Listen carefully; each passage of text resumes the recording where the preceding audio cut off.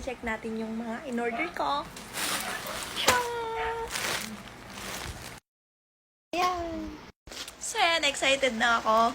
Buksan na nga natin. So, ayan, bale, sa Shein ako nag-order. Bale, 4 na item yung in-order ko. Ang pinaka-gusto ko sa Shein kasi, sabay-sabay kapag mag-order ka. Kapag mag-order ka ng 3, 4, 5, sabay siya agad. Pag ngayon araw i-deliver nila, ngayon araw din dadating lahat. Yun ang pinaka-bet na bet. Kaya buksan na natin. Ito na. So, ayan. Lumabas na agad yung aking bag. So, excited tuloy ako papasok sa school. Ang tawag dito sa bag na to? Parang ano siya, ganyan lang yung bag. Ayoko na kasi gumagamit ng bag pack. Parang, wala lang. Parang maduwi. Kaya nilalagay natin. Pakita natin mamaya. So, ito damit. So, ito naman, liner para sa mata. At ito, basta ipakita ko sa inyo yung laman nito. Yung pangalan ng, Ultrasonic Skin Scrubber. So, bubuksan na natin. Hindi ko pa talaga memorize yung pangalan nila. Ano ba ito? So, yan na guys, buksan na natin yung Ultrasonic Facial Skin Scrubber.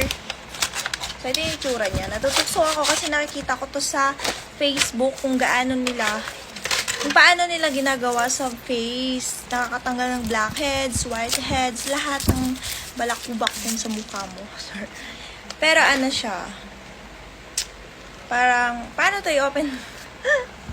So, yung itsura niya, yan, di ba? Tapos, tanggalin lang ito. Ayan.